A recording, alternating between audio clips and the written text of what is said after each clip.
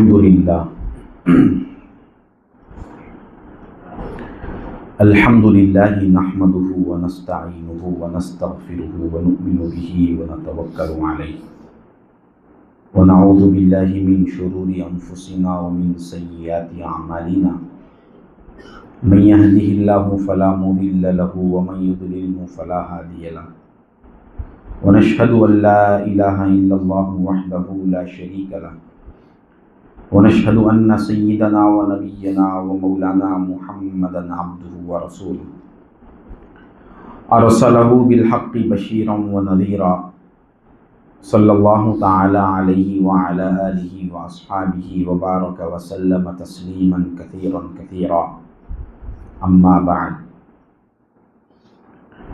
क़ाल अल्लाहु तबारक व तआला फ़िल क़ुरआनिल मजीद फ़अऊज़ु बिल्लाहि मिनश शैतानिर रजीम बिस्मिल्लाहिर रहमानिर रहीम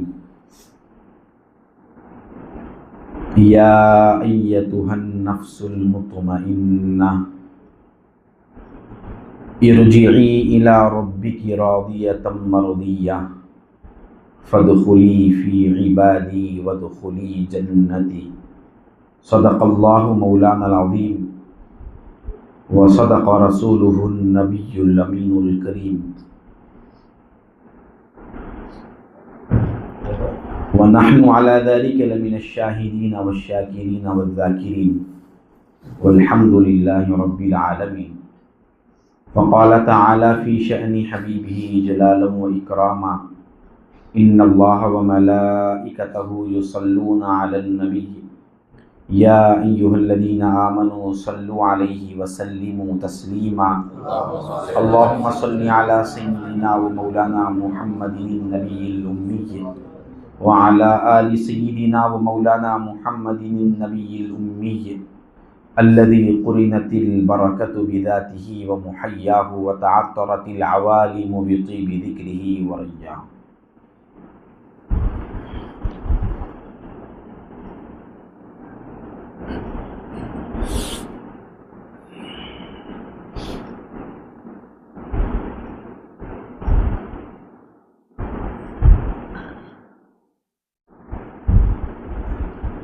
अस्सलामु अलैकुम व रहमतुल्लाहि व बरकातुहू। बुज़ुर्गान मिल्लत, अज़ीज़ान मुहतरम, बिरादरान राह तरीक़, माओ बहनों, अल्लाह जल्ल शानुहु व अम्मन वालुहु का बेइंतहा शुक्र है। उसने हमें सरकार दो जहां सल्लल्लाहु अलैहि वालिहि वसहबिहि वसल्लम के उम्मत बाबरका में पैदा फरमाया और इस पैदाइश पर हमें बेइंतहा फ़ख्र अज़ीम इनायत फरमाया। बेपाया करम है उस रब्बुल आलमीन का इस पुराशोब और पुरफ़ितन दौर में हमें आज तक ज़िंदा रखा। अपने मंशा को समझने के लिए, अपने अहकाम पर अमल करने के लिए कुरान जैसी नेमत उज़्मा से सरफराज फरमाया। साथ ही साथ अल्लाह ने आज हमें इस महाना महफिल में अपनी ईमान की तजदीद और अपने आमाल की इस्लाह के लिए जमा फरमाया। मुहतरम बुज़ुर्ग और दोस्तों,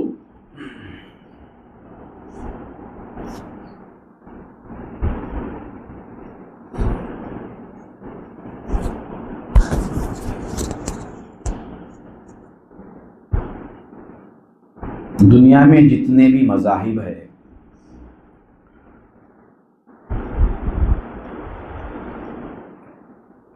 किसी मज़हब में इस्लाम जैसी तारीख़ नहीं। किसी मज़हब को सच या हक़ साबित करने के लिए या उस मज़हब के पैरोकारों के लिए तरबियत और इस्लाह के लिए उनके असलाफ़ और उनके बुज़ुर्गों की ऐसी तारीख़ उनके पास शुरू से ही नहीं है, जिसको देखकर, जिस तारीख को देखकर सामने रख के वो अपनी ज़िंदगियों को दुरुस्त कर सके। एक इस्लाम है जिसके मानने वालों के लिए, मुसलमानों के लिए, उनके असलाफ की, बुजुर्गों की ऐसी तारीख है,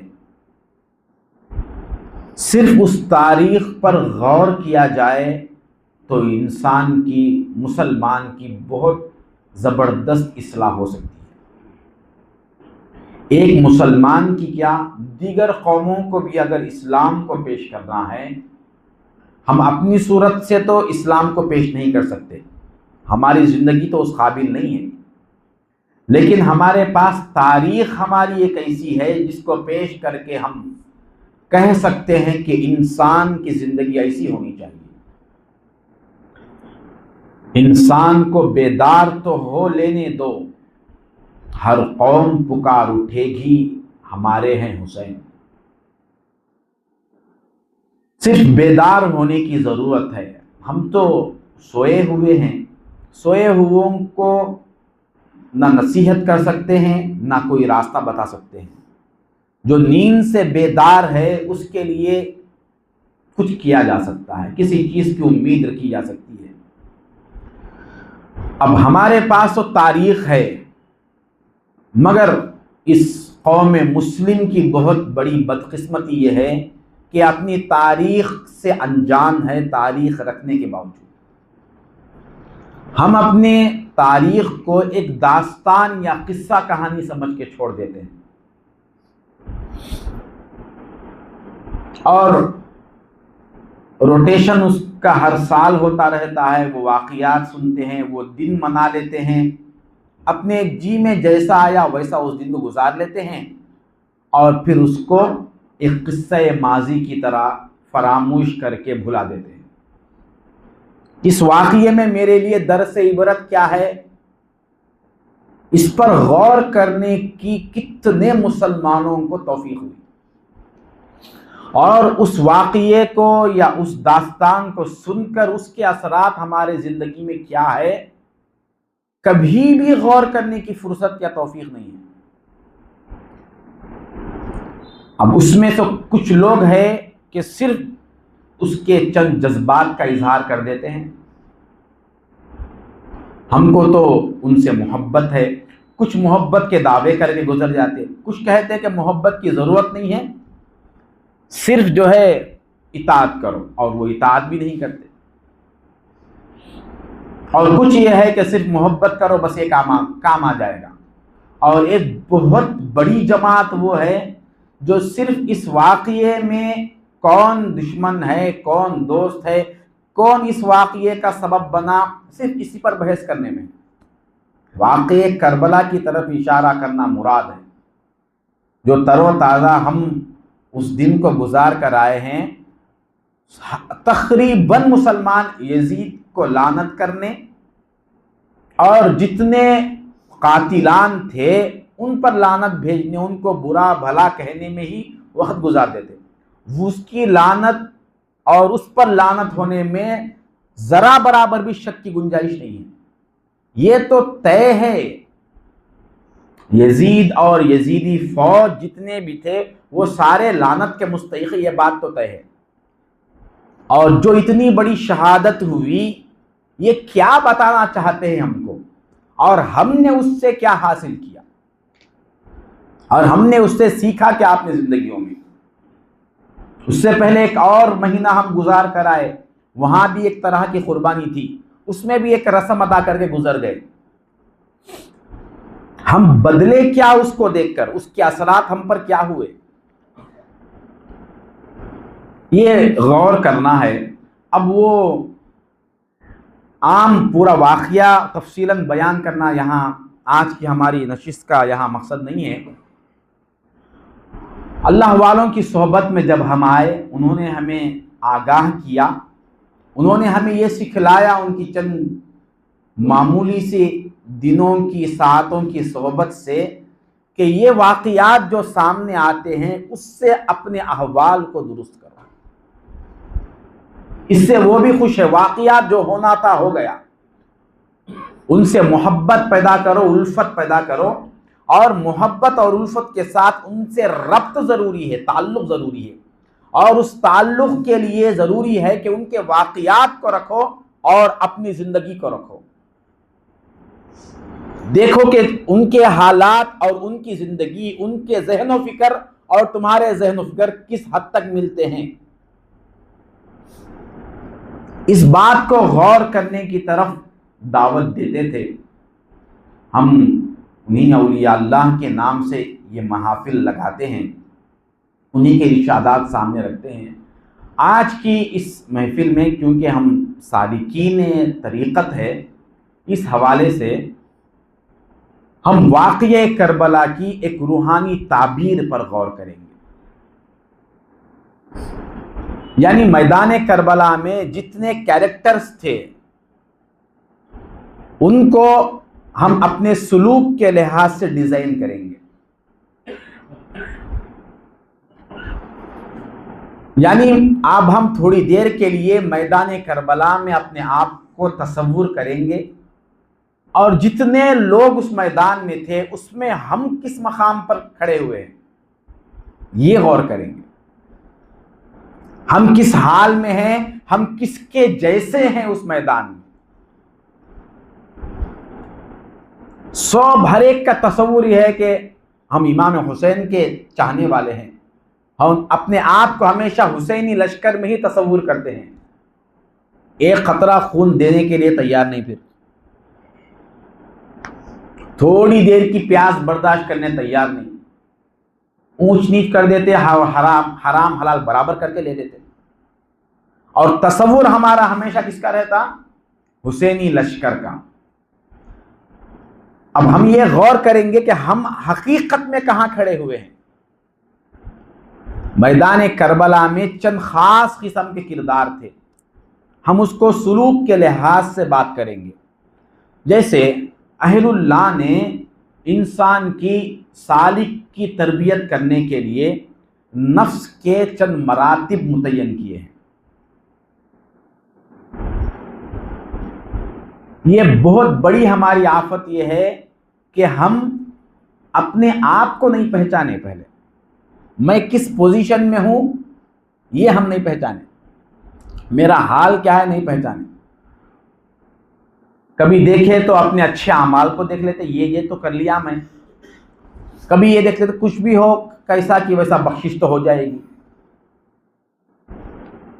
या फिर 2-4 गुनाह कभी याद आए और थोड़ी देर के लिए गालों को बजा लिए, 2-4 बार इस्तिग़फ़ार पढ़ लिए और ज़िंदगी गुजार दी। और एक एक आदत और गुनाह ऐसा हमारे पीछे लगा हुआ है, कई साल गुजर जाते हैं मगर उससे छुटकारा नहीं मिलता। ये क्या है? ये क्या ये तौफीक और मकबूलियत की बात है? दरगाहों पर भी जाके आ जाते, प्रोग्राम भी हो जाते, जुमे भी हो जाते, ईदें भी हो जाते। मन अपना पुराना पापी है, बरसों में नमाजी बन ना सका। क्या होगा ऐसे आदमी का? एक दिन हम पानी नहीं नहाए, दूसरे दिन भी नहीं नहाए, तीसरे दिन भी नहीं नहाए, एक हफ्ता पानी नहीं नहाए, हमको अपनी ही जात पर कराहत महसूस हो जाती, हम अपने आप को ही खराब महसूस करना शुरू करते, किसी के करीब बैठना पसंद नहीं करते। भाई लोग क्या समझेंगे, मेरे जिस्म से तो बदबू आएगी। और जब लोगों से मिलने का इरादा होता, अच्छी तरह नहा के जिससे मिलने जाते हैं उसके दिल में मेरा मकाम, कैसे कपड़े पहनने से, किस तरह की बनावट और श्रृंगार से उसको महसूस होगा, उसको हम पहले से तसव्वुर करके तैयार होते। क्या अल्लाह की ज़ात हमारे दिल को पाक करके उसके साथ रहने के काबिल नहीं है? क्या इससे बढ़कर कोई दूसरा आदमी है हमारे लिए? इसीलिए पहले हम अपने आप को पहचानना जरूरी है। कुरान करीम ने 4 नफ्सों का जिक्र किया, 4 तरह के नफ्स बयान किया। और ये 4 तरह के नफ्स, इसका मतलब यह है कि इंसान में ये 4 तरह के औसाफ होते हैं। इंसान कोई भी हो वो 4 तरह का होता है, और हर नफ्स की कैफियत क्या है, उसके औसाफ क्या है, उसकी आदतें क्या है, वो इस्लाह कैसा होता है, वो सब कुरान बयान किया। और जितने अहलुल्लाह है कुरान के इसी तरीके को सामने रखकर इस्लाह किए हैं। अब इन 4 नफ्सों को हम मैदान करबला में तलाश करेंगे, यानी कौन किस नफ्स के औसाफ में डूबा हुआ है, और आखिर में आएंगे सैयदना इमाम हुसैन रजी अल्लाह तआला अन्हु की ज़ात वाला की तरफ। फिर गौर करेंगे कि हम वाकई क्या हुसैनी हैं। 4 तरह का, किसी भी इंसान का नफ्स 4 नफ्सों में से किसी एक नफ्स की तरह होता है। अब उस किरदार को देखेंगे कि वो कहाँ है, और ये 4 चीज़ों को सामने रखकर तरबियत करते हैं अहलुल्लाह। पहले जो भी हम उनके पास जाता है तरबियत के लिए, तो वो अपनी नज़र से उसको पहचानते हैं कि इसका हाल किस नफ्स के बराबर है, इसके अंदर कौन से नफ्स के अहकाम है, कौन से नफ्स के अहवाल है। खुद भी इसको पहचानना ज़रूरी है, बातें कर लेने से नहीं होता। यही वजह है हमारा जिक्र भी जारी नहीं होता, हमें कोई हमारी मंजिल तय नहीं होती। एक आध अमल कभी ज्यादा कर लेते, आदतें तो बदलती ही नहीं। हमारी आदत जो होती है ना, ये नफ्स की सिफत है, याद रखिए। नफ्स कहते किसको है, वो कोई शय नहीं है अलग से, वो हमारे ही आदत का नाम है। उस आदत से मालूम होता है कि ये नफ्स किस हाल में है। आदत का नाम है नफ्स, इतना याद रखिए। अपने आदतों को देखिए। आदत का मतलब इंसान हमेशा जिसको खुद ब खुद करता रहता है, उसकी नीयत में, उसके ख्यालात में जो चीजें होती है ना, ये उसकी आदत है। और नेक आमाल तो साथ ही रहते ही है, ये भी जारी रहते, और वो खराब आदतें भी जारी रहती। अब हम इसको पहले गौर करेंगे। अब 4 नफ्स, 4 तरह के नफ्स है। उसके साथ साथ सुलूक में और एक चीज है शैतान, उसको एक देखा जाता। ये शैतान क्या करता, शैतान ये 4 नफ्सों में से कुछ ऐसे औसाफ वाले नफ्स है, उससे खेलता है। शैतान क्या करता, शैतान मैदान में नहीं रहता, शैतान मैदान में नहीं रहता, मगर पूरे मैदान का कंट्रोल उसके हाथ में होता। तो मैदान करबला को हम इस वाक़ये को इस सुलूक के तरीके से जोड़ेंगे। अब इसमें शैतान का किरदार है यजीद का। यजीद मिसल शैतान के है, शैतान की तरह है। सब कहते हैं ना कि शैतान, ये यजीद तो मैदान करबला में आया ही नहीं, इमाम हुसैन को शहीद किया ही नहीं। यहां तक कि जब ये काफिला लुटा हुआ इराक पहुंचा, जहां यजीद था, वहां पहुंचा तो यजीद ने सारे लोग जमा हो गए थे, सारे लोगों के सामने से कहा, क्या इब्ने जियाद तूने ऐसा क्यों किया, तुझे नहीं मालूम है ये नवासे रसूल है, तू क्यों शहीद किया इनको। ये कहकर अपने इस घर की सारी औरतों को, खानदान वालों को जमा किया और मातम करने का हुक्म दिया। सबसे पहले मातम करने वाला कौन, यजीद। ये बात लिखी हुई है तारीख की मोतबर किताबों में। सबको जमा किया और चलो मातम करो। ये बताना चाहता है कि मैं इसका जिम्मेदार नहीं हूं। अब इससे तो खुला बोलने की चीज नहीं है, अगर नहीं समझेंगे तो। इसका जिम्मेदार मैं नहीं हूं। अगर इसका जिम्मेदार ये नहीं है तो इसके तख्तनशी होने से पहले क्यों नहीं हुआ ये वाकया। ये वाकया सब यजीद के तख्त पर बैठने के बाद तो शुरू हुआ, और बता ये रहा है कि मैं इसका जिम्मेदार नहीं हूं। और वो बताने के लिए उसने क्या किया, मातम का एक माहौल बना दिया। और रोने की जैसी एक्टिंग करने लगा।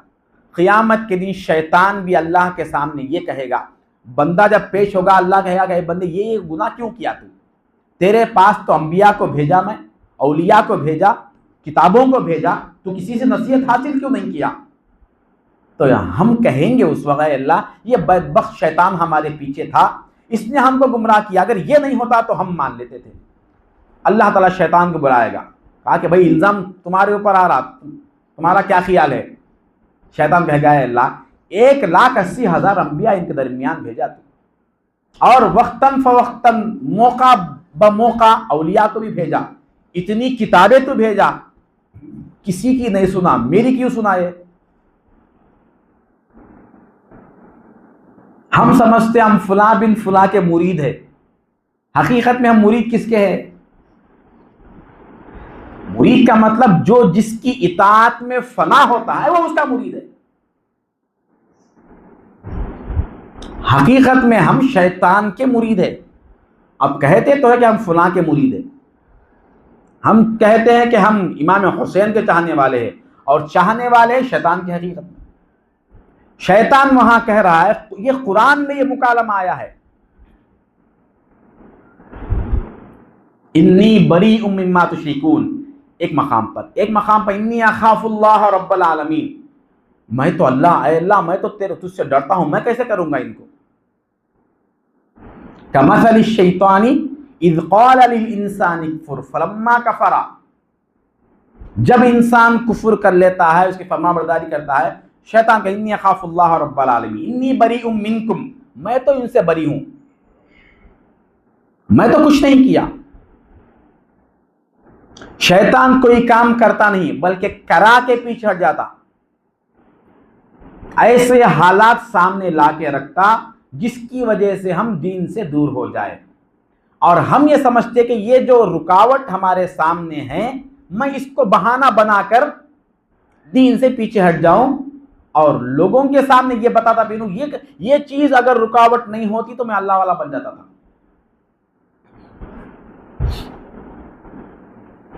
ये शैतान का खुला हरबा है, साफ हरबा है। एक अल्लाह वाले थे, समंदर के पास बैठ के समंदर के पानी को ढकेल रहे थे।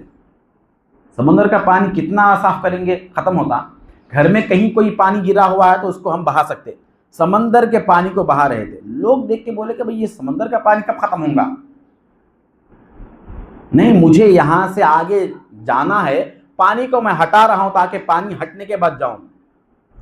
लोगों ने कहा, हजरत ऐसी तो बेवकूफ़ी मत कीजिए, ये पानी हटेगा नहीं, आप नहीं जाते। वो अल्लाह वाले कहने लगे, मैं भी तो यही कह रहा था,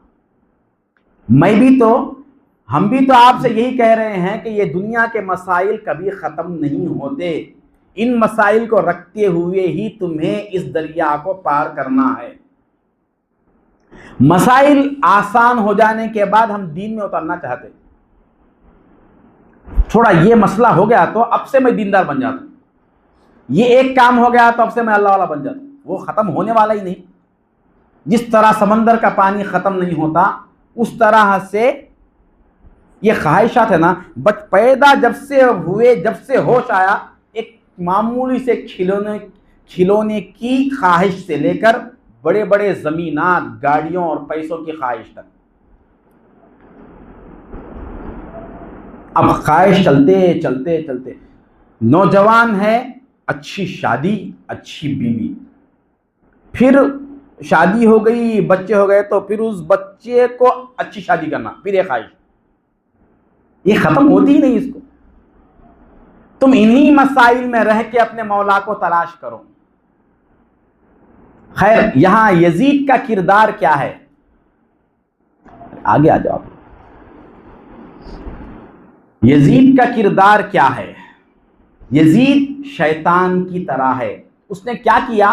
वो कुछ नहीं किया, अपने तरफ से कुछ नहीं किया।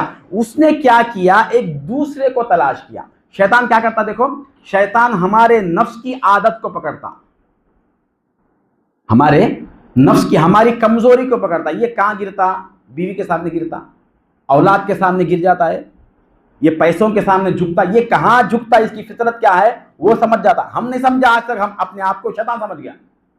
हमारे नफ्स में क्या कैफियत है, क्या फितरत है, कहाँ जाकर हम कमजोर होते, ये शैतान को मालूम है और हमको नहीं मालूम है।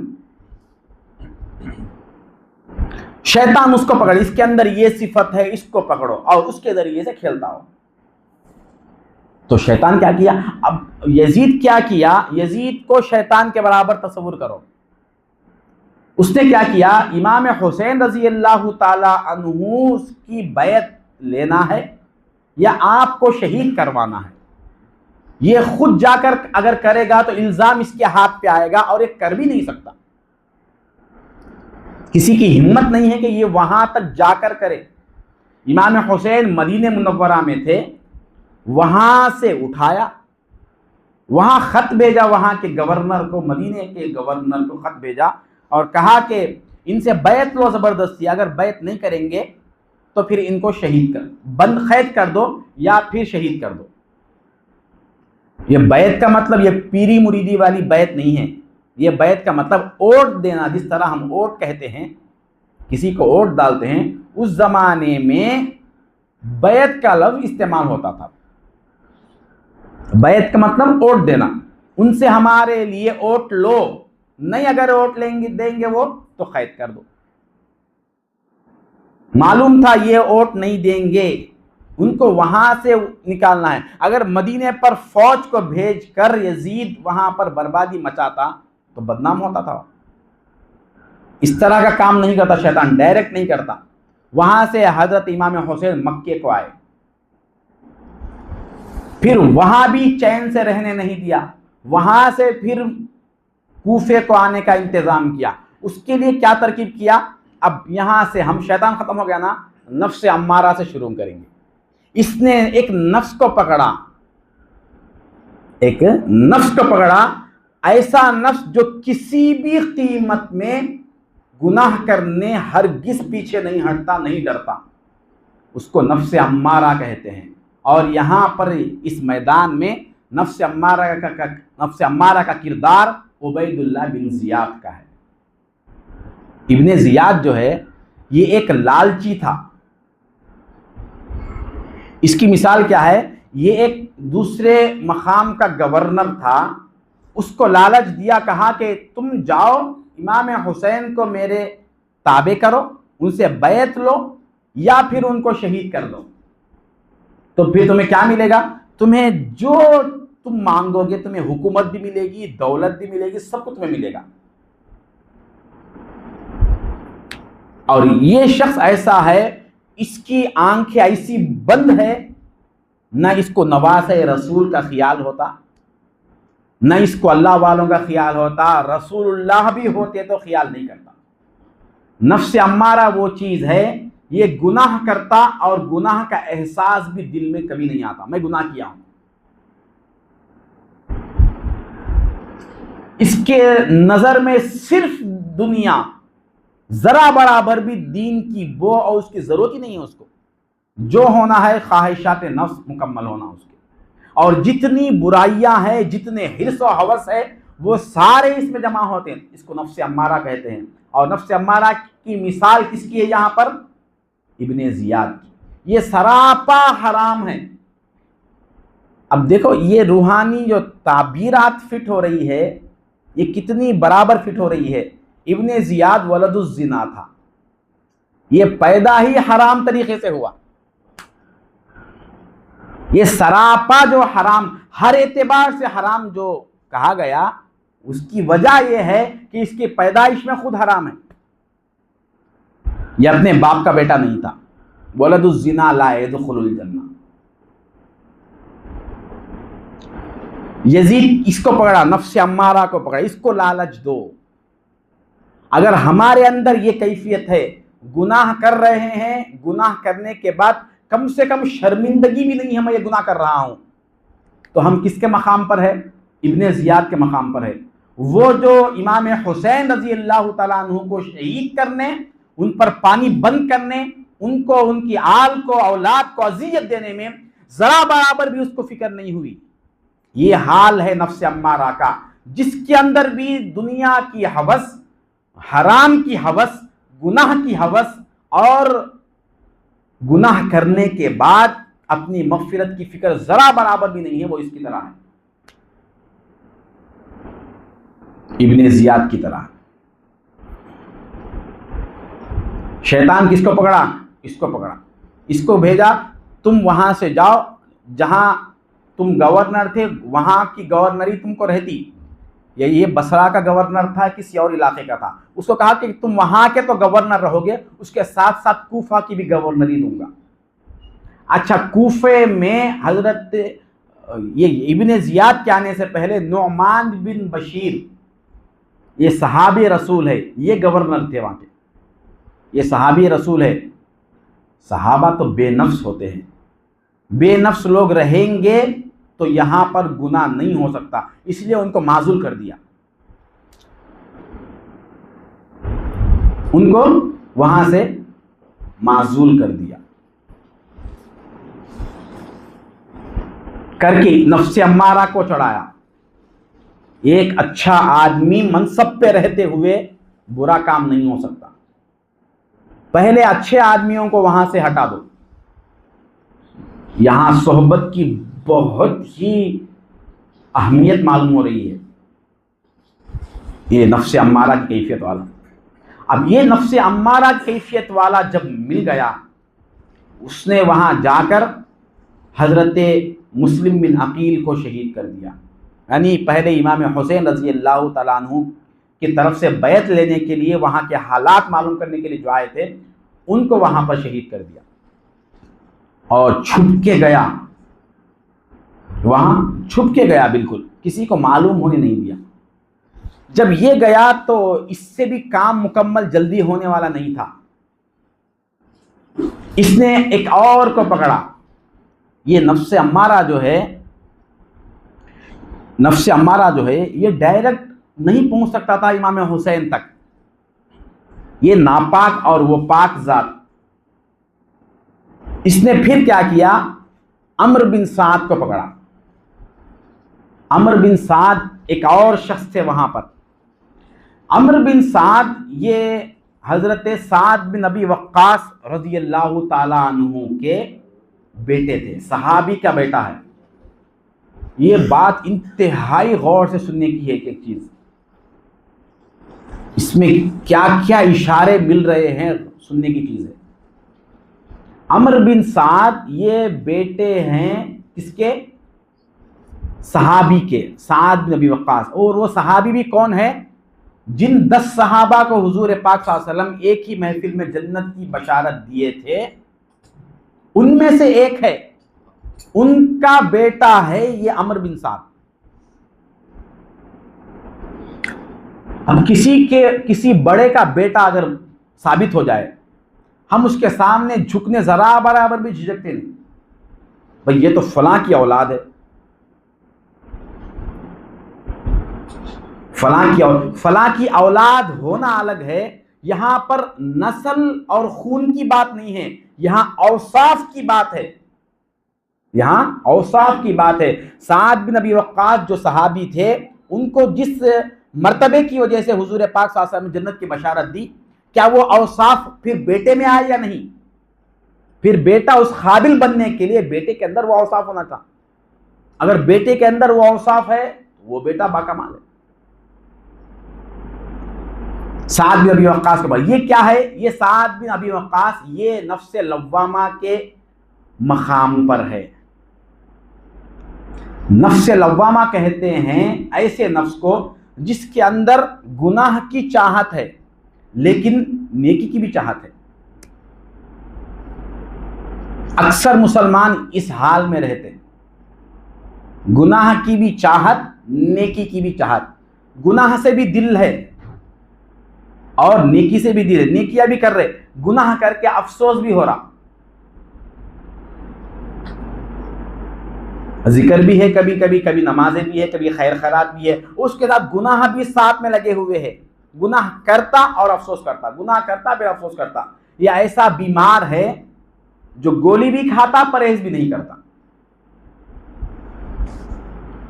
अब इस बीमार इस तरह के बीमार में दो किस्म के हैं, एक परहेज नहीं करके गोली खाते, एक जो है गोली है समझकर परहेज करना छोड़ देते।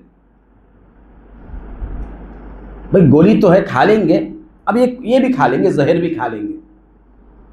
ये साद बिन अबी वक्कास के बेटे, ये अम्र बिन साद है, ये नफ्स लव्वामा कैफियत में है। इनके अंदर अहले बैत से मोहब्बत है, अहले बैत से मोहब्बत इनके अंदर थी। लेकिन जब इब्ने जियाद ने, नफ्से अम्मारा ने इनको देखा कि इसके अंदर मोहब्बत है अहले बैत की और हवस भी है मनसब की, हिर्स है माल और दौलत की, तो उसने क्या किया, अगर तुम इमाम हुसैन को शहीद करवा दोगे, 1000 का लश्कर दिया, कहा कि उनको मेरे ताबे कर दो या उनको शहीद कर दोगे, तो एक मकाम है ईरान में जिसको रै कहते हैं उस जमाने में, अब इस जमाने में उसी को तेहरान कहते। आज ईरान का कैपिटल यही है। अभी जो जंग शुरू हुई, पहले इस पर बम बरसाए तेहरान पर, तो वो लोग बहुत गुस्से में आ गए ईरान वाले। ये तेहरान, ये अजल से एक 8000 साल की तारीख है इस शहर को। इतना खूबसूरत शहर, हमेशा से यह खूबसूरत और आबाद था। इतना खूबसूरत शहर नहीं था दुनिया में कोई। ये क्यों, इसकी तारीख क्यों बताना पड़ा? अब दुनिया में इतना खूबसूरत शहर कौन सा भी नहीं था जितना ये रे मकाम था। उसकी लालच इसको दी। है अहले बैत की मोहब्बत, है नमाजी, है कुरान पढ़ने वाला, है सहाबी का बेटा, मगर जैसे ही इसके सामने दुनिया आ जाए तो ये दुनिया को गालिब कर दिया और दीन को पस्त कर दिया। हम है दीनदार कब तक? दुनिया नहीं आए तक। दुनिया अगर फोर्स के साथ आ गई तो अब दीन को छोड़ देते। नहीं होता मेरे से, ये नहीं सुनते ये लोग। वहां आके हम मजबूर बन जाते, मैं इसको नहीं छोड़ सकता। अल्लाह को छोड़ सकता हूं, अल्लाह के रसूल को छोड़ सकता हूं, अल्लाह वालों को छोड़ सकता हूं, मगर इसको नहीं छोड़ सकता। ये कैफियत किसकी है? नफ्से लव्वामा की कैफियत है। और इसका ख्याल यह रहता कि आज ये गुनाह कर लेंगे, कल तौबा कर लेंगे। और इसको उस वक्त जो थोड़ी देर के लिए ये अल्लाह को छोड़ दिया, ये दीन को छोड़ दिया, ये ईमान को छोड़ दिया, इसकी लत ऐसी लगती कि उसके बाद में भी उस गुनाह को छोड़ने की तौफीक नहीं मिलती। उस वक्त छोड़ दिए ना, बाद में जब वो पलट के आएंगे तो मौला पलट के नहीं देखते। उस वक्त तुम नहीं देखे ना इधर, अब हम नहीं देखते। जब पूरा हो जाने के बाद हम हमारी तरफ मुतवज्जे हुए, हम दीन के लिए या अल्लाह के लिए कौन सा वक्त देते, कौन सी चीज़ देते? जो बेकार है वो चीज़ देते हैं। अब खाली है, चलो आप जिक्र करेंगे। खाली हो जाना, पूरे काम ख़त्म हो जाना, कोई अहम काम पूरे ख़त्म हो जाना, उसके बाद ये शुरू कर दे।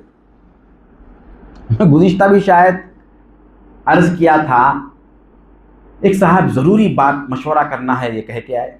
इशा का वक़्त हुआ, इशा का वक़्त हुआ तो कहा कि पहले खाना भी तैयार था, कहा कि पहले खाना खा लेंगे या पहले इशा पढ़ेंगे। तो उन्होंने कहा नहीं, पहले इशा पढ़ लेंगे, फिर आराम से खाना खाते हुए मशवरा करेंगे। पहले इशा पढ़ लेंगे, मतलब साफ अल्फाज में कहना है तो इशा कैसा भी एक पढ़ लेंगे, कैसा इशा पढ़ लेंगे, एक बोझ उतर जाता। उसके बाद जी लगाकर दिल से खाना खाएंगे, फिर मशवरा करेंगे। है नमाज, अब नमाजी भी है ये, अब ये नमाजी है या नहीं है फैसला आप कीजिए। एक अच्छा अमल करना मतलब नहीं है उसको अहमियत हम दुनिया के ऊपर दिए या दीन के ऊपर दिए, उसको हम कौन सा मकाम दिए, उसको मकाम कौन सा दिए हम। आपके पास 4 आदमी कहीं आए मेहमान के वास्ते, आप उनमें से 2-3 के लिए अच्छे सोफे, अच्छे कुर्सियां रखो और एक के वास्ते मामूली स्टूल रखो, फिर आपको समझ में आ जाएगा पूरा। एक को किसी एक मामूली स्टूल पर बिठा दो और वो बाकी के जो 2-3 थे उनको अच्छा फर्श बिछा के अच्छी कुर्सी पर बिठा दो, फैसला हो जाएगा। हमारी हैसियत ये है भाई, बिठाए तो तुमको भी है और इनको भी है, सभी तो बैठे हैं ना। यहाँ एक साहब का झगड़ा आया कि कई दिन से उनके घर के जो दामाद है वो बड़े नाराज है। क्या नाराज़ी की वजह क्या है, क्यों आप लोग ऐसा किए? कहा कि वो किसी दावत में आए थे, हम आम लोगों को जिस तरह डिस्पोजल ग्लास से पानी दिए थे इनको भी डिस्पोजल ग्लास में पानी दे दिए। अब उस वक्त से अब इनका पारा चढ़ा हुआ है। पानी तो पिए है लेकिन सबको जिस तरह दिए हमें वो इज्जत नहीं दी। बड़े नखरे हैं दामादों के हमारे पास, हमारे मुआशरे में। अब इज्जत करनी चाहिए, दामाद की इज्जत एक अखलाकी चीज़ है, मगर जब कमी हो गई तो अखलाकी एतबार क्या है उसको नज़रअंदाज भी कर दे। कमी हो गई तो, क्योंकि यहाँ पर कमी कोताहियों को देखे ना, यहाँ गिलास के फ़र्क को देखे ना, दीन में देखे हम ये फ़र्क। ठीक है, मान लेंगे ये तरीक़ा सही है, जिस तरह आम लोगों को जिस गिलास में दिए उस गिलास में आपको देने की वजह से आम लोगों की तरह अपने आप को तसव्वुर किए, इसलिए नाराज़ हो गए। क्या अल्लाह के लिए आप उस तरह खालिस है? क्या अल्लाह के लिए उतने कुर्बान हैं जिस तरह आप दुनिया वालों के लिए कुर्बान हैं? अल्लाह को दुनिया वालों के बराबर भी नहीं रखे। जो मकाम एक आम आदमी को देते हैं, उसको राजी करने के लिए आप कुर्बान होते हैं, वो मकाम अल्लाह को नहीं दिए ना। अब इस पर अल्लाह तबारक व तआला किस तरह रिएक्ट होना। खैर, बात इब्ने साद की थी, उसके अंदर है मोहब्बत अहले बैत, लेकिन जब लालच दी गई इस सरजमीन की, तुम्हें मकाम रय की गवर्नरी दी जाएगी, तो वो अपने साथियों के पास आए और आकर मशवरा किए कि मुझे रय की हुकूमत दी गई है, मुझे ऐसा मशवरा दो कि इमाम हुसैन को मैं राज़ी कर लूँ और बैत भी करवा दूँ। 2 ऑप्शंस थे, या तो यजीद के हाथ पर बैत करवाओ या फिर उनको शहीद कर दो। उनके कत्ल से अपने हाथ को मैं रंगीन करना नहीं चाहता, लिहाजा उनको किसी भी तरह से मनाकर बैत भी करवा लूं ताकि ये मकाम रय हासिल हो जाए। मशवरा क्या ले रहा? तो इसके पीछे उसका नजरिया ये है कि अगर वो बैत न करे तो तुम मकाम रय को हासिल करने की तरफ जाओगे या कत्ल हुसैन की तरफ जाओगे। अब वाकया सामने आया। अब ये इमाम हुसैन को राजी जो करवाना चाहते हैं, दीन और दुनिया दो एक साथ चाहते हैं। इमाम हुसैन भी राजी हो जाए और मकाम रय की हुकूमत भी मिल जाए। भाई बड़ा कुछ लोग रहते, यहां भी इज्जत वहां भी इज्जत, दुनियादारों में भी इज्जत, दीनदारों में भी इज्जत। इसको सुलह कुल्ली बोलते हैं। इसको सुलह कुल्ली का मतलब है हर जमात में जाके वहां इज्जत लेना। होना क्या है, उनको इज्जत होना। इनसे लड़ लिए तो वो लोग गालियां देंगे, उनसे लड़ लिए तो ये लोग गालियां देंगे। ये तो कभी फितरत के भी खिलाफ है। आप कभी एक पार्टी में रहते हुए दूसरी पार्टी की बात नहीं कर सकते। आप वाईएसआर पार्टी में वो पीला झंडा लेकर जाओ, एक बार क्या हशर होता देखो। एक वाकया हुआ ऐसे ही, वो वाईएसआर वालों का जो झंडा है उसमें एक नीचे वाला हिस्सा या कोई एक हिस्सा सफ़ेद रंग का है।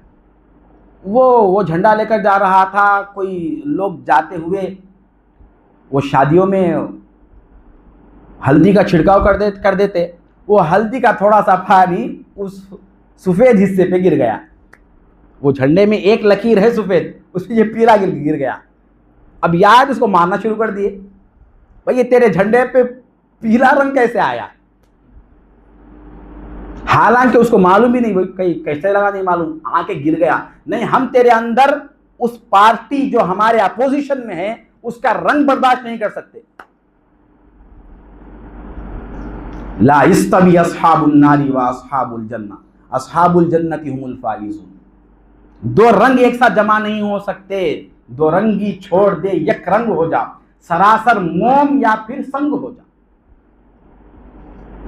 या तो मोम बनो या तो पत्थर बनो, दो रंग नहीं चलते। अब इसका मतलब दुनिया को छोड़ के दीन की तरफ आना, ये जो तस्वुर है ना, ये जो छोड़ने का मतलब भाई, इसको दुनिया ही नहीं समझे हम, दुनिया और दीन को नहीं समझे। मुसलमान कारोबार में भी मुसलमान है, उसकी कारोबार दुनिया नहीं है। मुसलमान बीवी बच्चे को रखा तो भी वो दुनियादार नहीं है, वो दीनदार है, ईमान वाला है। ना दुकान को रखना दुनियादारी है, ना बीवी बच्चों को रखना दुनियादारी है, इनके हुकूक अदा करना दुनियादारी नहीं है। इनको हर एक को अल्लाह के मंशा से रखना ये दीन है। अल्लाह के मंशा से रखना ये दीनदारी है। अपने मंशा से एक पैसा भी कमाएंगे तो दुनिया है, झूठ बोल के या धोखा देके। अल्लाह के मंशा से करोड़ रुपए भी कमाओ, उसका हिसाब तक नहीं है। अरे ताजिर जो घर से निकलता है उसको मुजाहिद का वो मर्तबा दिया गया जो जंग में निकला हुआ है। अब इब्ने साद का एतबार देखिए, वो ये मशवरा कर रहा है, मुझे ऐसा मशवरा दो कि किसी भी तरह से हुसैन को मनवा लूं और बैत भी हो जाए उनकी, और रय का मकाम भी, गवर्नरी भी मिल जाए। 1000 की फौज लेकर पहुंचा जब इमाम हुसैन, बड़े अच्छे अंदाज में, मेहरबानी वाले अंदाज में, नरम लहजे में बहुत समझाया। कहा कि ऐ साद इब्ने साद, ऐ अमर, तुम क्या समझ रहे हो? तुम मेरे नसब का एतबार करो, मैं नवासा किसका हूं, मेरी तरबियत किस घराने में हुई है, उस बदबख्त के हाथ पर बैत करने की बात कर रहे हो? यह मुमकिन नहीं है। इमाम हुसैन रजी अल्लाह तआला अन्हु की बातों को सुनने के बाद फैसला हो गया कि ये तो मानने वाले नहीं हैं, ये तो मानने वाले नहीं हैं। ये फिर वापस इब्ने जियाद के पास आया, आकर कहने लगा कि अब इधर मशवरा देने लगा, इमाम हुसैन नवासे रसूल है, उनका बड़ा मर्तबा है, बड़े मकाम वाले हैं, उनके साथ ये सलूक सही नहीं है, लिहाजा हम उनको छोड़ देंगे, उनको छोड़ देंगे। इब्ने जियाद, ये आप हर जगह उस नफ्स की कैफियत को रखिए सामने बात समझने के लिए। अब ये नफ्स अम्मारा है, इसके साथ बैठा हुआ था उस वक्त शिम्र दिल जोशन, ये रिश्ते में हजरत अली का साला है।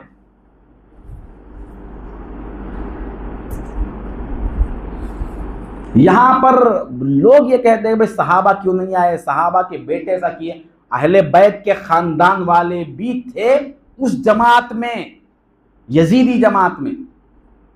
यहां एतबार किसके खानदान के है, किसका बेटा है नहीं है। यहां हर एक शख्सियत अपने औसाफ का जिम्मेदार है, अपनी आदत के एतबार से काम किया हर शख्स, किसी को यहां हसब नसब का कोई एतबार नहीं है।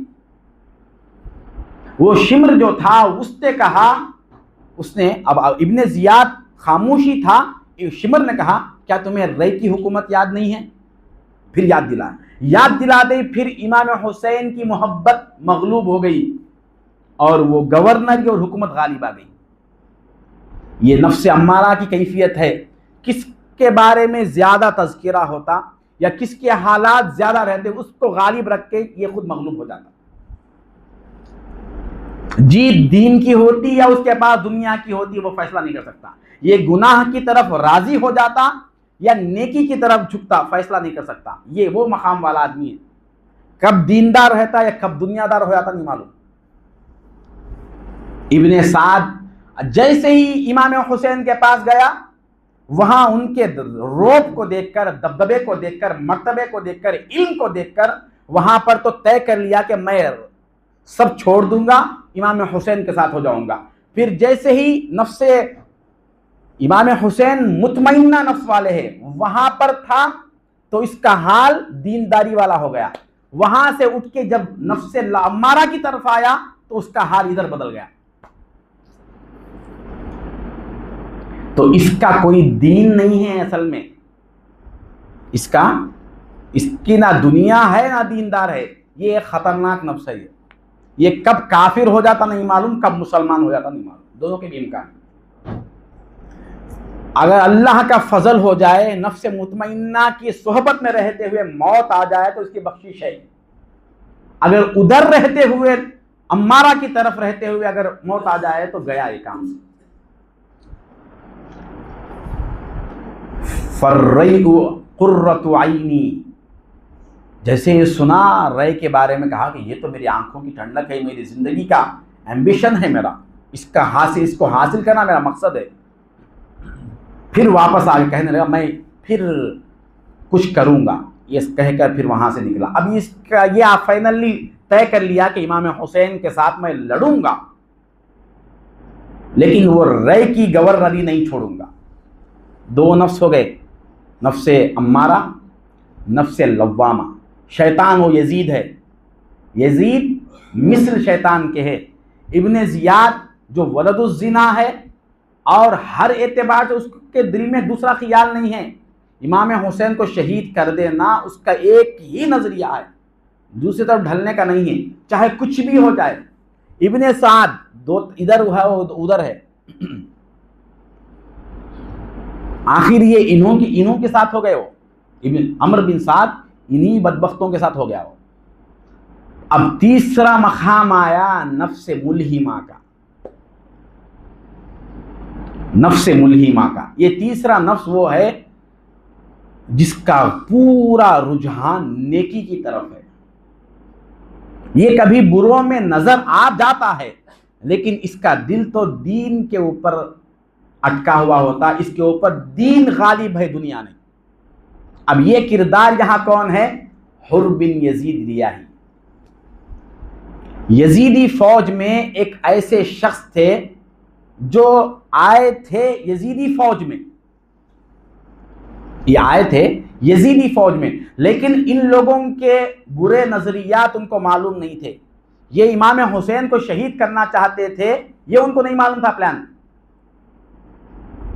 इसलिए हुर बिन यजीद को, ये हुर बिन यजीद का मतलब ये वाला लानती यजीद नहीं है। यजीद से पहले यजीद का नाम कसरत से लोगों का नाम था। ये सहाबा में भी यजीद बहुत से सहाबा का नाम है, मगर वाक़े करबला के बाद लोग ये नाम रखना छोड़ दिए, नाम रखना छोड़ दिए। तो हुर बिन यजीद रियाही, अमर बिन साद ने कहा कि जाओ, इमाम हुसैन अभी दरमियान सफ़र में, अभी करीब नहीं आए पूरा मैदान करबला, उनको लेकर आओ, उनके मुतालबे पूरे किए जाएंगे, ये कह कर लेके आओ। ये हुर बिन यजीद गए और मैदान करबला तक पहुंचाने वाली ये थे। इमाम हुसैन रज़ी अल्लाह तआला फरमाया मेरे 3 शर्त है, 3 में से कोई एक पूरा कर दो। या तो मैं जहां से आया हूं मुझे वहां वापस जाने दो, या फिर दूसरी बात मुझे किसी एक महाज में जहां मुसलमान कुफ्फार से जंग कर रहे होंगे वहां मुझे भेज दो, मैं अल्लाह की राह में निकल जाऊंगा। या फिर यजीद से मेरी डायरेक्ट मुलाकात करवा लो, मैं बात कर लूंगा। शैतान नफ्स मुतमइन्ना के साथ मैं ठहर नहीं सकता, वहां मिला दो। तो ये बात 3 में से कोई एक बात मैं मनवा लूंगा, ये कहकर हुर बिन यजीद रियाही हजरत हुर यहां लेकर आए। यहां आने के बाद फिर जब जंग छिड़ गई तो हजरत हुर आकर अमर बिन साद से कहने लगे ये जंग की तो बात नहीं हुई, अचानक जंग कैसे शुरू हो गई? उन्होंने कहा जंग का तो पहले ही मंसूबा था, तुम्हें नहीं बताया गया। अब ये हुर इतने बहादुर थे, लोग कहते थे कि 1000 के बराबर एक शख्स थे। लेकिन जैसे ही जंग शुरू हो गई और तीर बरसे खानदान रसूल पर, अहले बैत पर खून, ये तीर बरसना शुरू हो गए, तो हुर बिन यजीद रियाही ये कांपने लगे, इनके अंदर कपकपी आ गई। इनके जो रुफका साथी थे कहा कि जिंदगी में आज तक हम तुम्हें कभी इस तरह कपकपाते हुए नहीं देखे, क्या बात है, आज इतना खौफ तुम्हारे अंदर क्यों तारी है? तो उन्होंने कहा मेरे एक तरफ जहन्नम है और एक तरफ जन्नत है। मैं खड़ा तो जहन्नमियों में हूं, मगर मुझे उधर से, मेरा दिल तो जन्नत की तरफ माइल है। लोगों ने कहा अगर तुम्हारा इरादा तो ये है कि हुसैन की तरफ जाना चाहते हो, अगर उधर चले जाओगे तो फिर तुम्हें, तुम्हारी जिंदगी तुम्हारे लिए वफा नहीं होगी, फिर तुम्हें भी मार दिया जाएगा, तुम भी कत्ल कर दिए जाओगे, फैसला कर लो। कहा कि एक तरफ जन्नत है और मौत के जरिए से लेना है, और एक तरफ जहन्नम है, उसमें गिरने से पहले मेरे सामने गवर्नरिया है, दौलत है, सब कुछ है, फैसला क्या करूं मैं।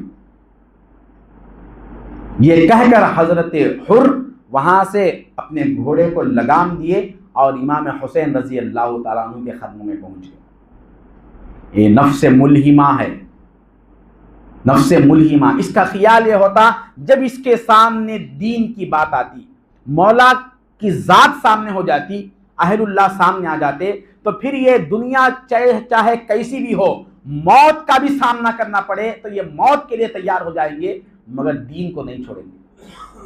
ये यहां से निकल गई। एक फर्द थे जो यजीदी फौज से निकलकर हुसैनी फौज में चले गए।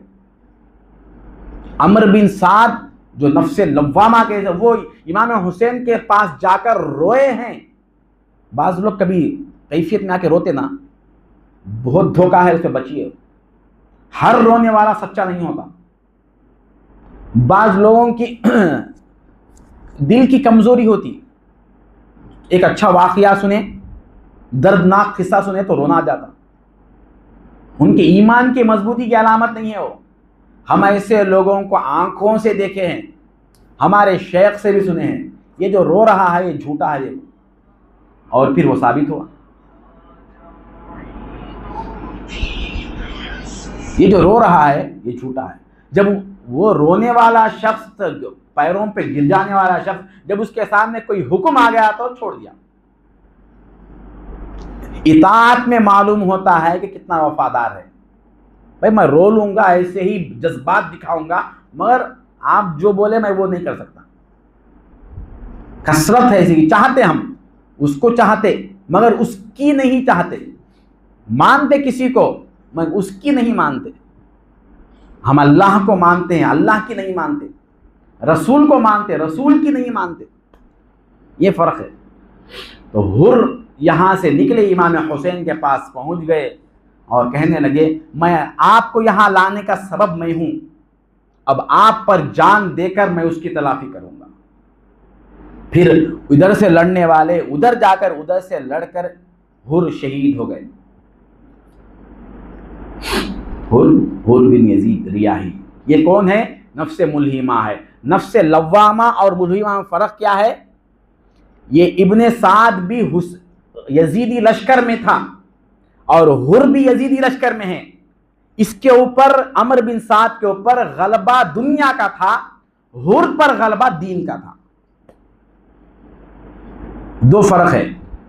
नफ्से लव्वामा और मुल्हिमा में फ़र्क ये है कि ये लव्वामा वाला, इसके सामने दीन और दुनिया इसके सामने भी है और उसके सामने भी है, लेकिन ये हमेशा दुनिया को ले लेता और मुल्हिमा दीन को ले लेता। ये इस तरह से आगे बढ़ता हो। यहां तक हो गया। अब सारे तीन नफ्स खत्म हो गए, तीन कैरेक्टर खत्म हो गया। अब चौथा कैरेक्टर है नफ्स मुतमइन्ना का, वो है सय्यदुना इमाम हुसैन रज़ी अल्लाह ताला। या अय्यतुहन नफ्सुल मुतमइन्ना, वो तो ठहरे हुए ही हक के मकाम पर है, ना उनको किसी शय की लालच है, ना हो सकती है। कुरान ने क्या कह दिया? लियुज़हिबा अन्कुमुर रिज्सा अहलल बैति व युतहिरकुम तत्हीरा। कहा कि इनको पाक कर दिए हम। अल्लाह कह रहा कि अल्लाह का इरादा है कि इनको हर तरह की गंदगी से पाक कर दिया गया। इनके अंदर अब नफ्से मुतमइन्ना मकाम वो है कि अब इनके अंदर हराम की चाहत आना भी नामुमकिन है, ना आ सकती है, ना आने का इम्कान है। ये नफ्से मुतमइन्ना है। अब जितने साथी है इमाम हुसैन रज़ी अल्लाह ताला अन्हु के, आपके लश्कर में जितने लोग हैं, वो सब तो नफ्से मुतमइन्ना है ये नहीं कह सकते, लेकिन एक नफ्से मुतमइन्ना के ताबे होने वाला, उसका हशर भी नफ्से मुतमइन्ना वालों के साथ हो जाता, सारे उधर हो जाते। नहीं है तो भी उसके जैसे हो जाते। अब ये मुतमइन्ना वाले के अंदर ही रिजा की कैफियत आती है, इरजिई इला रब्बिकी रादियतन। ये अल्लाह के तरफ से आने वाले हर आजमाइश पर खुशी से कबूल कर लेते, हर आजमाइश पर राजी हो जाते। खुश और राजी का मतलब खुशी से कबूल करना। एक चीज है नहीं चाह रहे हम, लेकिन वैसा होना ही है, वैसा ही होगा मालूम है, लेकिन गुस्से से कबूल करते उसको। क्या करते, मेरी किस्मत भाई, कुछ भी नहीं कर सकते ना, किस्मत है, क्या करते हैं, मुकद्दर ऐसी है हमारी, राजी तो नहीं है, कुछ भी नहीं कर सकते। कुछ भी नहीं करके नाराजगी से मुकद्दर को कबूल करते हैं। और नफ्से मुतमइन्ना वाले का हाल ये है कि ये खुशी से मुकद्दर को कबूल करता है। जो भी आया पानी बंद कर दिया, खुश है। पूरे मैदान जंग में शहादत तक इमाम हुसैन रजी अल्लाह तआला अन्हु के चेहरे से मुस्कुराहट जुदा नहीं हुई।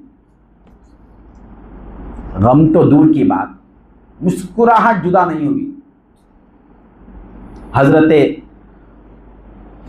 अली असगर की जब शहादत हुई, बच्चा क्या किया है, इसको पानी पिला दो, ये कहा तो उस पर बच्चे पे तीर पहुंची। हजरत इमाम हुसैन रजी अल्लाह तआला आसमान की तरफ उठाकर कहने लगे, अल्लाहुम्मा रिदम बिक़ज़ाइक व सब्रन अला बलाइक सुब्हान रब्बिक। अल्लाह, मैं बर्दाश्त ही नहीं कर रहा हूं, सब्र तो दूर की बात, मैं राजी हूं इससे, अगर तू यही चाहता है तो मैं इससे राजी हूं। बच्चा एक रात अगर बुखार में रहा तो बर्दाश्त नहीं कर सकते। क्या क़ल्ब है उनका, ये तरबियत हुई उनकी। ये बताना चाहते हैं कि नफ्स मुतमइन्ना ये होता है, रादियतन, ये राजी होते अल्लाह से, मर्दियतन, अल्लाह भी उनसे राजी होता। मर्दिया का मतलब यह है कि एक बंदा मौला को चाहता है, मौला से राजी होने की कोशिश करता है। एक मकाम वो होता है फिर इसका नफ्स मुतमइन्ना, कि फिर अल्लाह चाहता है कि मैं इसको कैसे खुश करूं। ये बंदा मुझसे इतना राजी है कि अब मैं ऐसा कौन सा कारनामा करूं जिससे ये बंदा भी मुझसे खुश हो जाए। रिजा का लफ्ज़ इस्तेमाल करने में अल्लाह की ज़ात में कसर आने का शायबा हो सकता है, मगर बात तो यही है कि अब अल्लाह इस बंदे को खुश करना चाहता है। बताओ तुम अब क्या करना चाहते हो। ये नफ्स मुतमइन्ना, ये हाल इनका है।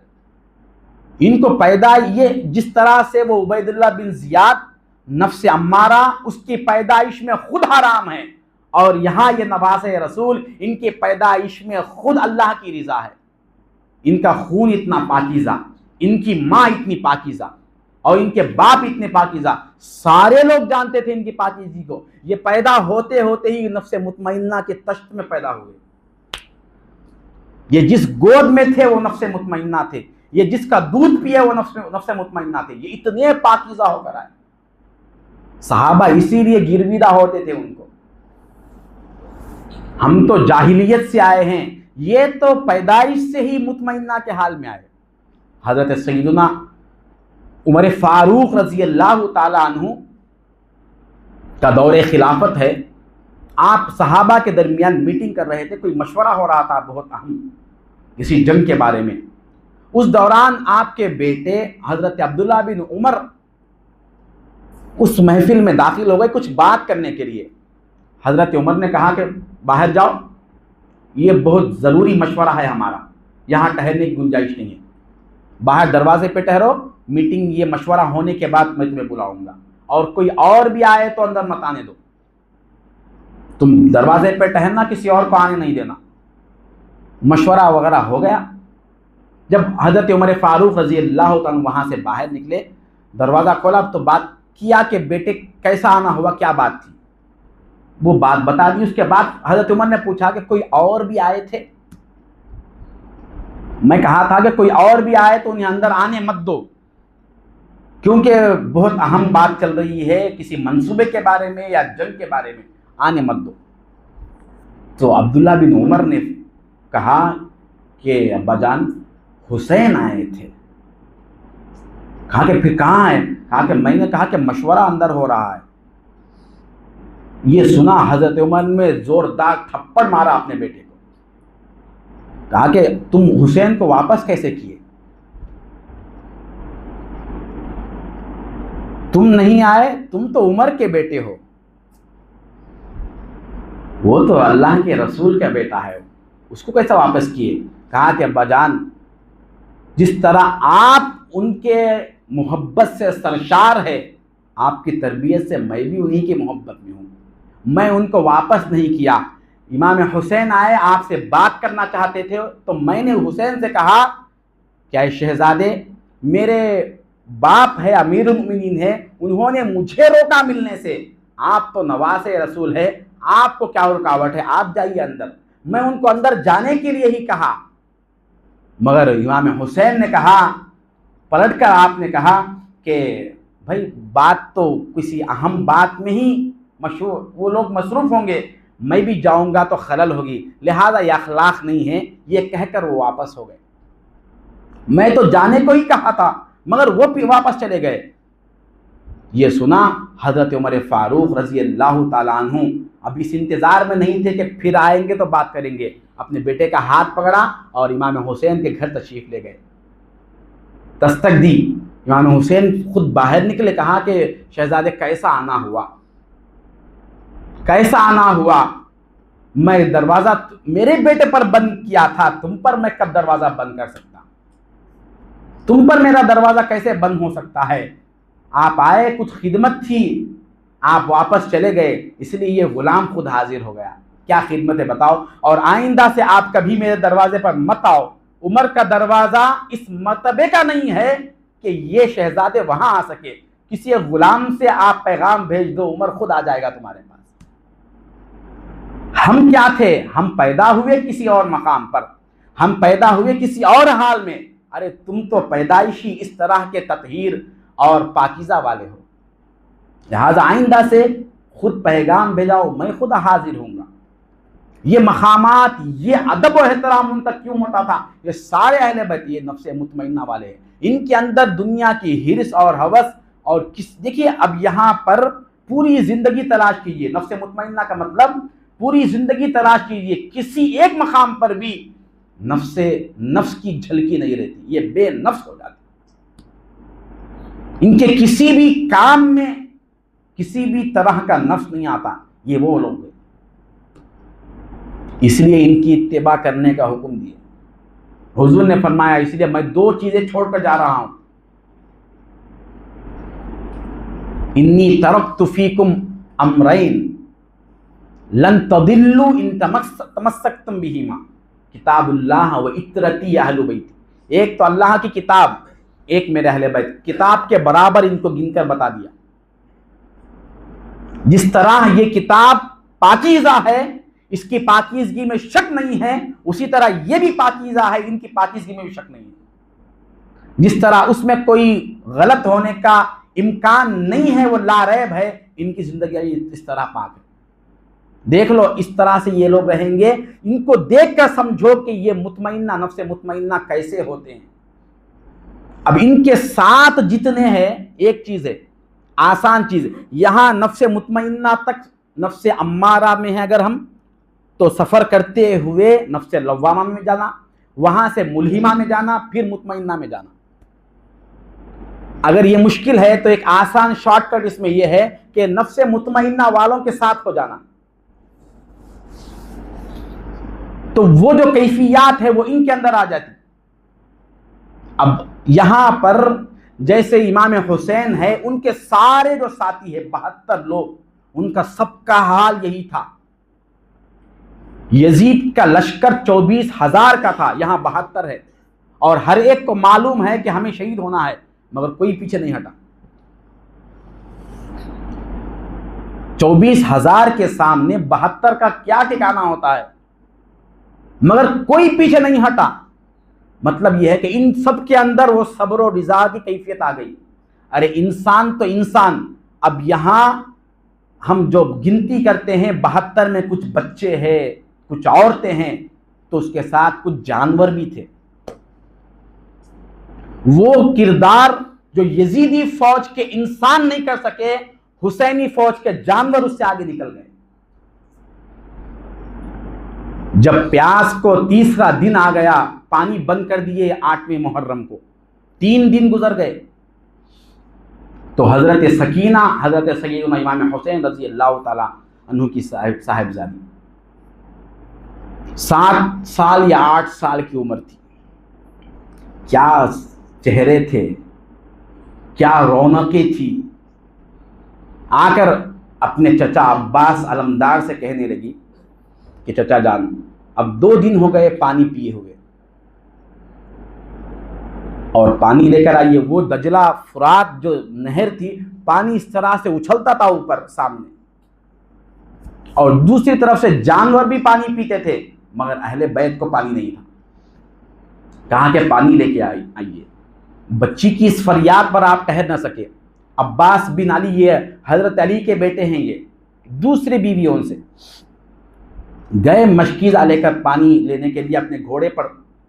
वो घोड़े पर पहुंचे तो पानी तो ले लिए, आपको ख्याल आया हजरत अब्बास को, मैं प्यासा हूं, पूरी फौज प्यासी है, किसी पर पानी नहीं है, तो ये जानवर भी तो प्यासा है ना, ये जो घोड़ा है ये भी तो हमारे साथ साथ सफ़र करते हुए आया, हमारे साथ ही है, खैर ये भी तो साथ आ गया ना। अब नहर तक पहुंच गए तो जानवर को भी तो पिला लेंगे।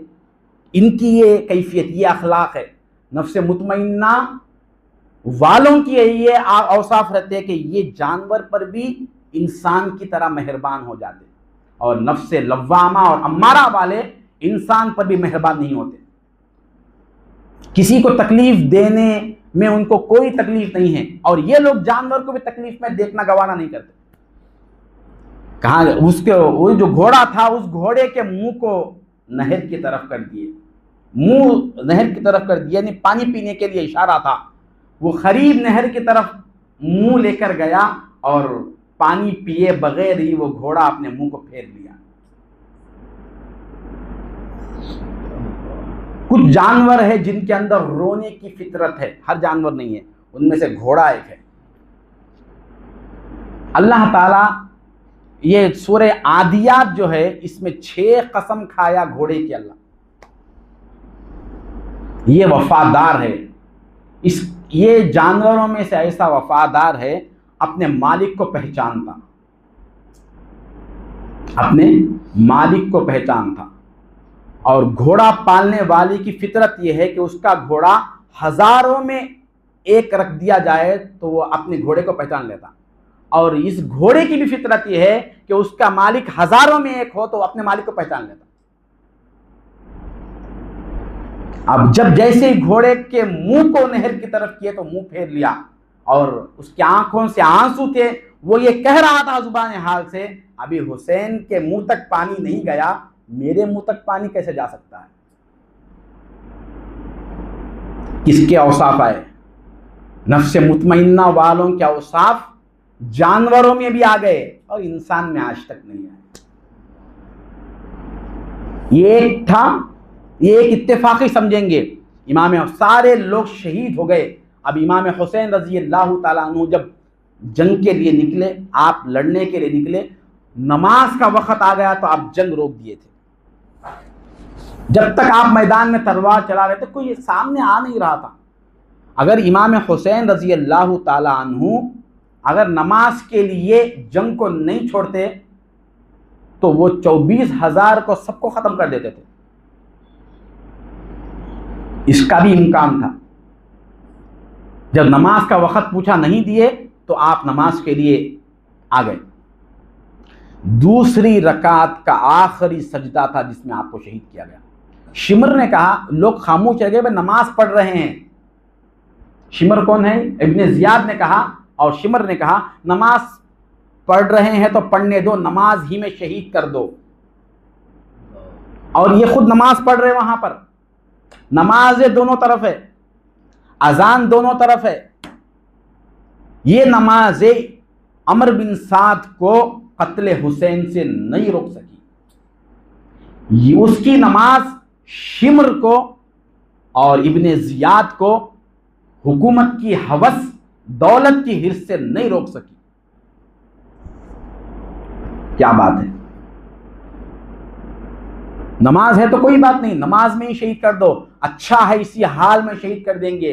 अब तक तो वो ऐसे लड़ रहे थे जैसे वो बिल्कुल तवाना और खाए पिए थे, और अब नमाज पढ़ेंगे तो ताकत और रूहानी बढ़ जाएगी मोमिन की, अब फिर नहीं लड़ सकते, उसे वैसे ही मारो उसको नमाज से। भाई ने यही कहा था, ये नफ्स ऐसा खतरनाक है, ये दीन को देखता ना नमाज को देखता, ये मौला के सामने ठहरा हुआ है, इसको मारूंगा तो जिसके सामने ठहरा हुआ है क्या वो मुझे छोड़ेगा, ये भी भूल जाता हूं।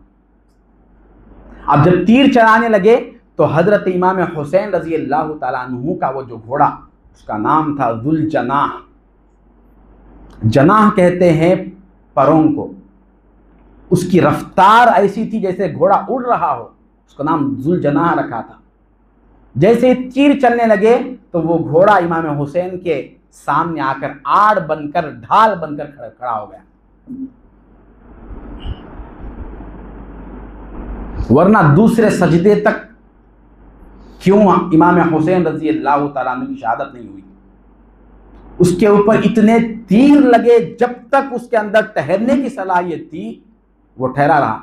21 तीर लगने तक खड़ा रहा, जब तक उसके अंदर होश है वो खड़ा रहा। 21 तीर बर्दाश्त किया। ये जानवर बता रहा है क्या कैफियत इसके अंदर आई, क्या मारिफत हुई इमाम हुसैन की। इतनी मारिफत इंसान को अगर ना हो तो वो क्या किस मकाम पर। इतने तीर लगने के बावजूद उसके अंदर हम थोड़ी सी चीज बर्दाश्त नहीं कर सकते। आज ये ज्यादती है, वो ज्यादती है, ये नहीं कर सकते, वो नहीं कर सकते, मुझसे ये नहीं हो सकता, वो नहीं हो सकता। क्या करबला के मैदान में है ये बता दी अल्लाह तबा। मैं शुरू से ये बात अर्ज कर रहा था कि हमारे पास ऐसी तारीख है, इबरत के वास्ते रास्ता है हमारे पास, दूसरों के पास रास्ता ही नहीं है दोस्त।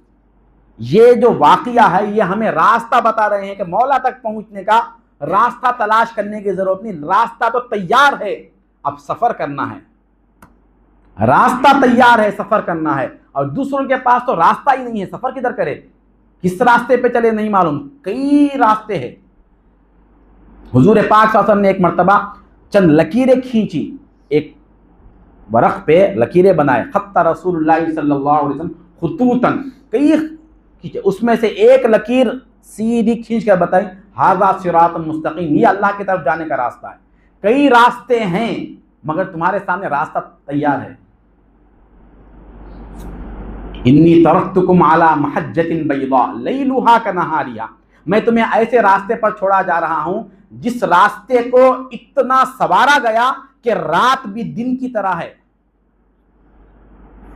अब इस वाकये के बाद, इस दास्तान के बाद अभी क्या बहाना रहा, अभी क्या बहाना रहा दीन को, अल्लाह उसके रसूल को छोड़ने का। नहीं, अब मुझसे ये नहीं हो सकता कहने के लिए क्या बहाना है। अगर कोई बहाना होता तो क्या वो हुसैन के लिए नहीं था जो हमारे लिए।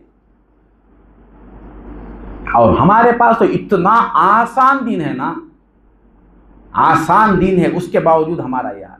तो ये वाकये से इबरत ये लेना है, पहले हम ये तय करना है कि हम कौन से नफ्स के मकाम पर हैं। फौरन हम ये तय कर रहे थे कि मैं हुसैन, इमाम हुसैन के मकाम पर हूँ, मुतमइन्ना वाले हैं, अपनी ज़िंदगी के अहवाल तो टटोल कर देख लो।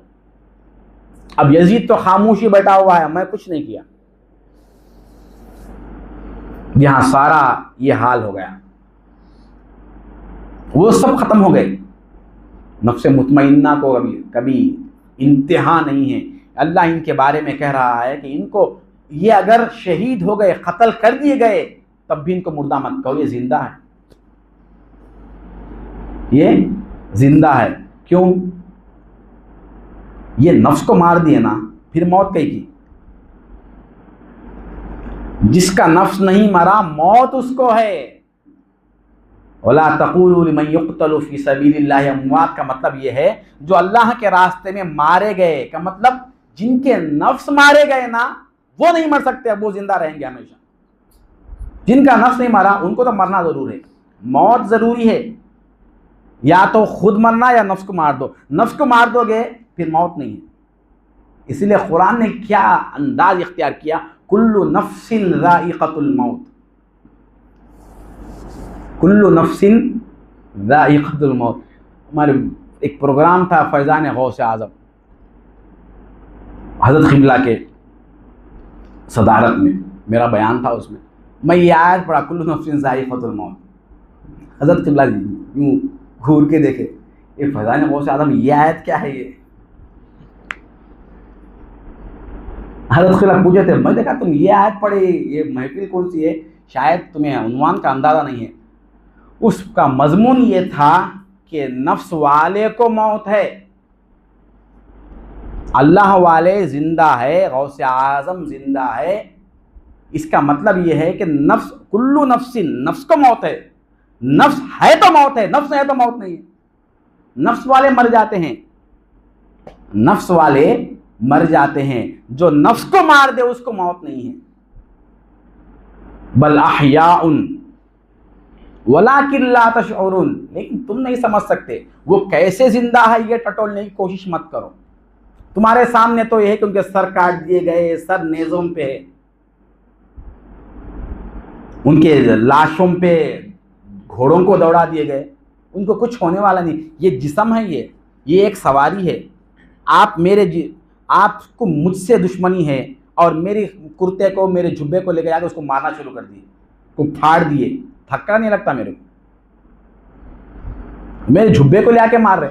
ये शहादत में शहीद को जो अजियत बराबर बज़ाहिर दी जाती है, वो उसका जिस्म क्या है, उसके लिबास की तरह है।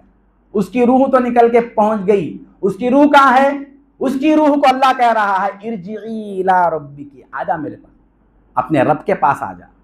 रादियतम फदखुली फी इबादी, मेरे बंदों में आ जा, मेरे बंदों में दाखिल हो जा। कौन है उसके बंदे?